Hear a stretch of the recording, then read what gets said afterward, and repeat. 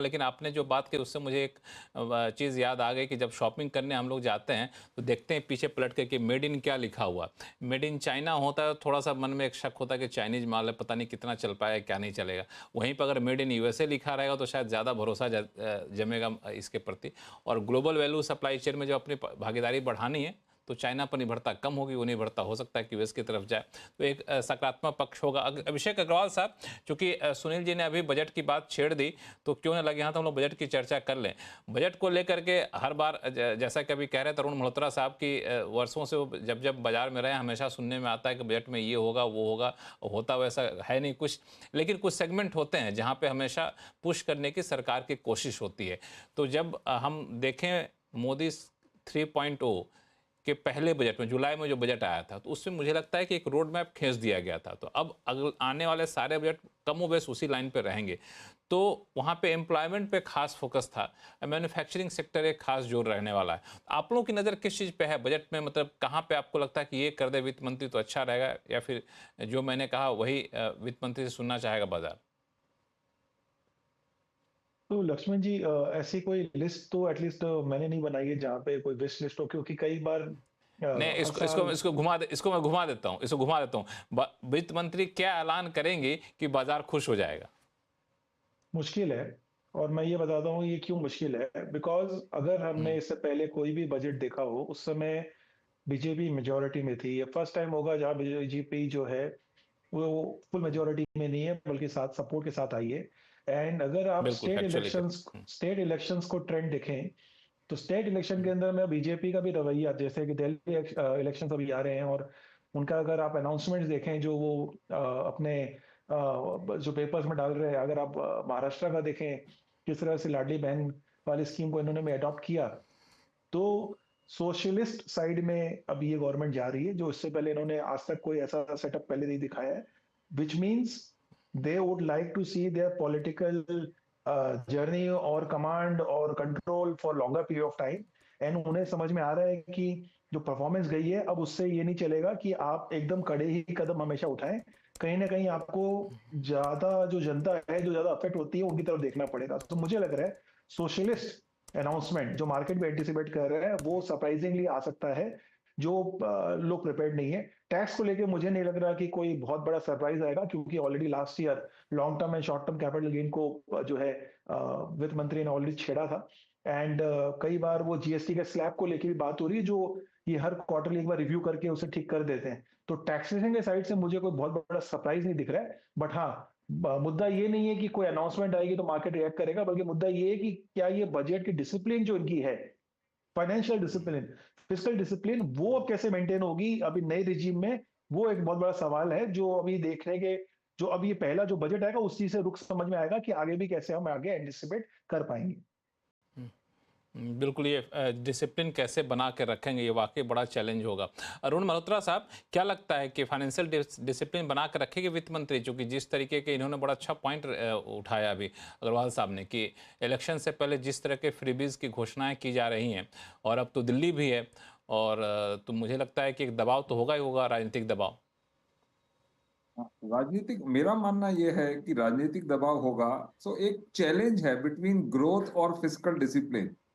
Growth के लिए government को ही इन्वेस्ट करना पड़ेगा। जो लास्ट हमने 6 महीने में देखा कि कहीं ना कहीं स्लो डाउन हुआ है गवर्नमेंट की इन्वेस्टमेंट में। मुझे लगता है कि यहां से बढ़ के गवर्नमेंट की जो इन्वेस्टमेंट्स हैं, केपेक्स है, government will start leading that once again.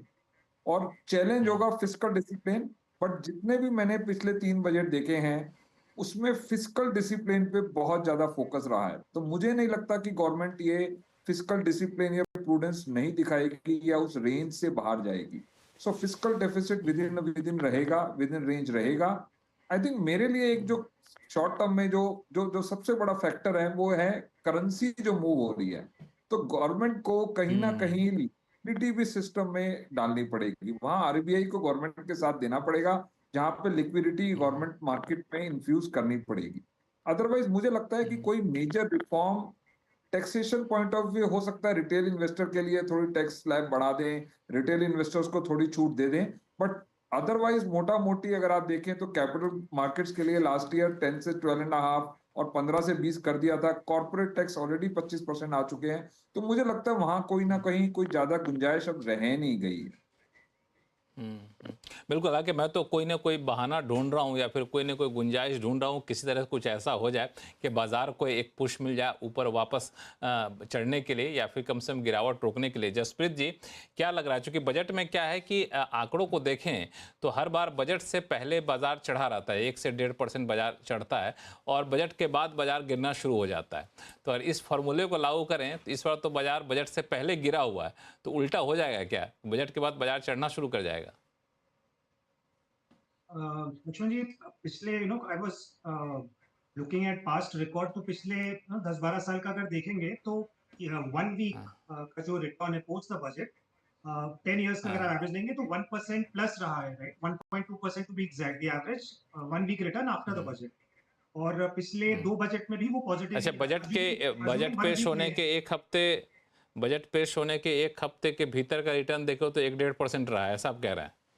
No. So the index exactly 1 year, 1 week after the budget. ये Saturday को अगर budget है तो let's say Friday close after the budget. Week to week अगर closing माने, assuming Saturday is the closing.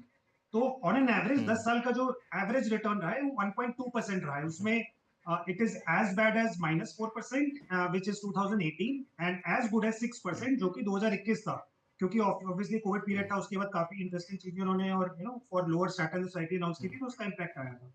तो broadly इसमें बहुत ज्यादा, एज एवरीवन सेड, जो अपना फिस्कल डेफिसिट है 4.9% नाउ एंड 4.5% नेक्स्ट ईयर, उसको बैलेंसिंग एक्ट कैसे करेंगे, बिकॉज एक तरफ उनका capex, the big infra and overall capex उतना नहीं है, राइट, वो सपोर्ट कर रहा है deficit, but at the same time GST collections भी उतने अच्छे नहीं है, राइट। तो अभी तक डेफिसिट तो सपोर्ट कर रहा है कंट्रोल में because of lower capex, but अगर मार्केट को क्या है, डेफिसिट भी कम देखना है एंड केपेक्स भी बढ़वाना है, बिकॉज केपेक्स बहुत ज्यादा कम हो गया है। वी आर हार्डली एट 60% और closer to that of the annual run rate जो उनका टारगेट था। तो वो बैलेंसिंग एक्ट कैसे दिखाएंगे, I think that is what the market will look forward to, but we are a firm believer it is earnings which drive, and just taking it ahead, Q2 में जो 2/3 of the stocks were getting battered because of bad earnings. इस समय जो split है वो 1:1 हो गया between good earnings and bad earnings. अगर आप देखेंगे, for every one stock which is getting battered, there is another one stock which is getting appreciated for good set of results. मतलब एवेन्यू सुपरमार्ट का result देख लीजिए आप, yesterday persistent, Zensar, उससे पहले कोटक, उससे पहले HDFC life insurance. So there are enough examples by now कि अगर रिजल्ट अच्छा है and it's not built in, market was looking forward for a flat test or a disappointing results, market उसको appreciate भी कर रही है, तो net net coming back results will matter rather than in levels after the budget, because budget 2-4 दिन के बाद लोग भूल जाएंगे, will be back to earnings. बिल्कुल आपने सही कहा कि बजट 2-4 के दिन का भूल जाएगा, लेकिन एक दो चीज़ें हैं, पता नहीं मेरा जो बजट कवर करने का अनुभव रहा उसके आधार पर समझना चाह रहा हूँ सुनील जी कि दरअसल हम लोग कैपेक्स तो कहते हैं, लेकिन सारा ग्रोथ की जिम्मेदारी सरकार पर ही है क्या? प्राइवेट कंपनियां क्यों नहीं पैसा लगाएंगी? उनको भी लगाना चाहिए। हम आपका कॉर्पोरेट टैक्स हटा दिया, आपने कहा रिफॉर्म कर दो, हमने रिफॉर्म कर दिया, अब तो लगाओ पैसा। कैपेक्स केंद्र सरकार कहाँ लगाएगी? 4-5 गिन चुन के 4-5 सेक्टर है, इंफ्रास्ट्रक्चर है, आपको पोर्ट हो गया, रेलवे